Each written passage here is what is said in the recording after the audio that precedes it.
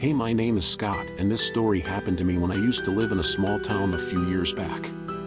I needed my nightly jog to clear my head, to shake off the stress of the day from working, so I laced up my sneakers and headed out into the neighborhood. The streets were deserted, which I enjoyed. I kept to the familiar route, the one that took me past the old cemetery on the outskirts of town. It was a creepy place, since the tombstones were around since the 1900s. As I jogged along, a sense of unease settled over me. I couldn't shake the feeling that I was being watched, that there was someone just out of sight. I glanced over my shoulder, half expecting to see a person there, but there was nothing there. I tried to push aside my paranoia, to focus on the rhythm of my breathing, since I am not in the best of shape, and then, I heard it. A faint sound, barely audible about a few meters away. I heard leaves being crunched. My heart skipped a beat as I realized I was not alone, since I saw a person wearing a white hood behind one of the tombstones in the cemetery. He noticed that I noticed him, and he started running towards me, so I picked up my pace, my breath coming in ragged gasps as I darted down a narrow alley, hoping to lose my pursuer in the streets. But no matter how fast I ran, the footsteps behind me never faltered, a constant reminder of the danger lurking just out of sight. I stumbled over a loose cobblestone, sprawling onto the cold pavement with a cry of pain. My hands scraped against the rough surface as I scrambled to get back on my feet, but it was too late. The footsteps drew closer. I forced myself to my feet, my heart pounding in my chest as I turned to face my stalker. But as I saw him holding a knife, he then started to say to give me your valuables. So I started to take my wallet out when I started to hear sirens of the police, which caused the man to start running the opposite direction. The sense of relief that went through my system, so I was no longer scared but relaxed when the police car passed. I continued running since I didn't want to encounter the guy again. I managed to get back home, and as I lay in bed that night, I wondered what would have happened to me if the police car didn't pass that night.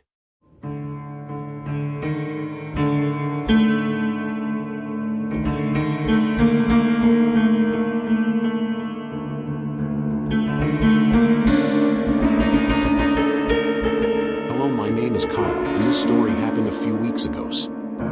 As I stepped out of my apartment building, ready for my nightly jog through the park. It was my routine, my escape from the pressures of college and life. The park was usually quiet at this hour, with only a few fellow nocturnal runners sharing the trails with me.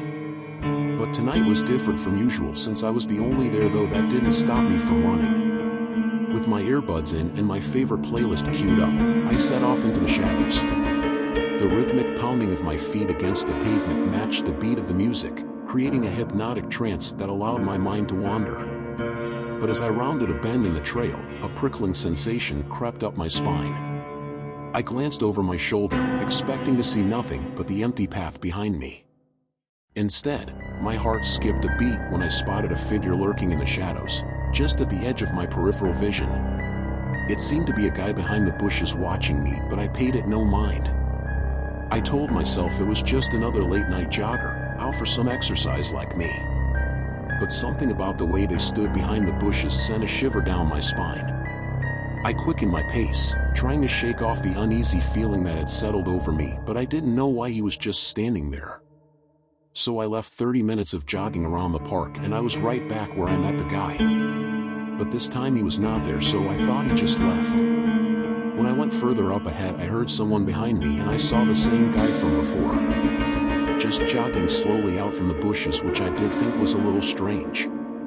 So I kept on jogging, noticing he was not as fast, thinking it was an overreaction on my part from earlier. I kept on jogging for a while. After some time passed, like 20 minutes, I needed to use the restroom, so I went inside the public restrooms available at the parks. I went inside and started walking to one of the stalls and opened it and went inside. I was there doing my business, and when I was done I went to start washing my hands when I heard footsteps of crunching leaves outside. So I went outside as quietly as possible, since if there was someone I didn't want to get their attention. Which was the right call, since I saw the same guy from earlier holding a knife looking through the outdoor window into the public restroom, so I slowly walked back. I kept walking slowly for a few minutes while still looking at the public restroom, making sure the guy didn't come around the corner. Then I started running since I was far enough from the public restroom to where it would not matter even if he saw me since he won't be able to catch up to me. After a few minutes of running, I finally left the park. So I just started walking towards my apartment. I don't know what the guy wanted, but I am glad I was able to escape. Better to be safe than sorry.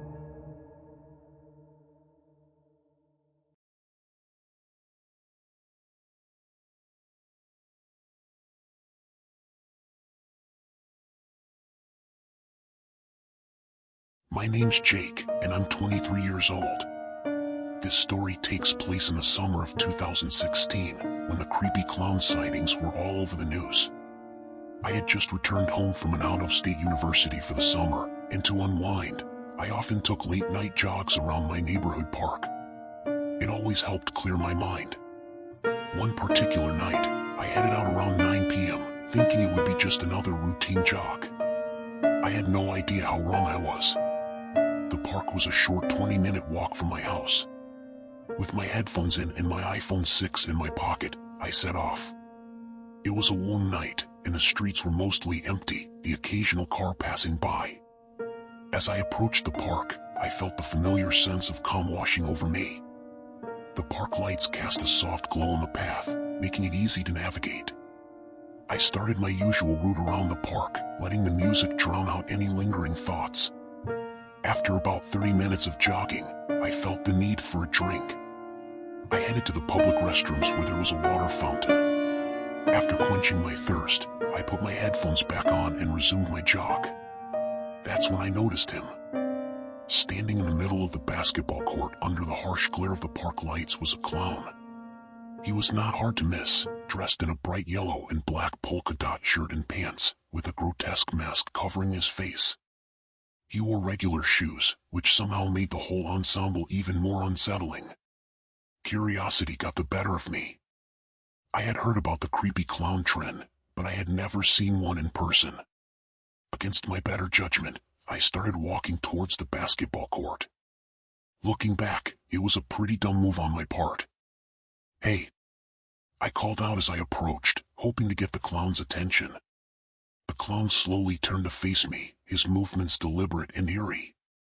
He didn't say a word, just stared at me with those hollow eyes from behind the mask.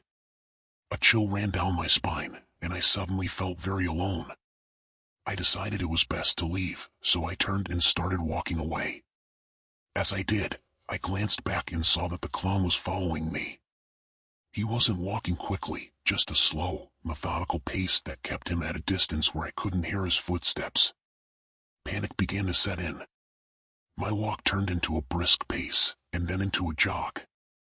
I glanced back again. The clown was still there, now matching my speed. I broke into a full sprint, my heart pounding in my chest. The clown did the same, breaking into a run as well. I could hear my own breath, my own heartbeat, but nothing from him. The park seemed to stretch on forever as I pushed my body to its limits, adrenaline fueling my desperate flight. I didn't dare look back again. I just focused on getting home. My house came into view, and I felt a surge of hope. I dashed up the steps and fumbled with my keys, my hands shaking. I could feel the clown getting closer, the air thick with tension and fear. Finally, I managed to unlock the door and burst inside, slamming it shut behind me and locking it tight. I collapsed onto the floor, gasping for breath, my mind racing. I peered through the peephole, but the street outside was empty. The clown was gone. I couldn't believe what had just happened, and the realization of how close I had come to what. I didn't even want to think about it. I stayed up the rest of the night, too afraid to sleep. When morning came, I called the police to report the incident, but there wasn't much they could do. It was just another creepy clown sighting in a long list of similar reports. After that night, I decided to quit my late-night jogs. The clown was never caught, and the sightings eventually faded away, but the fear lingered. To this day, the memory of that clown, with his hollow eyes and deliberate movements, haunts me. I still go for runs, but never at night, and never alone. The experience taught me to trust my instincts and to be cautious, even in familiar places. It was a lesson learned the hard way, but at least I was able to make it home safe. And for that, I'm grateful.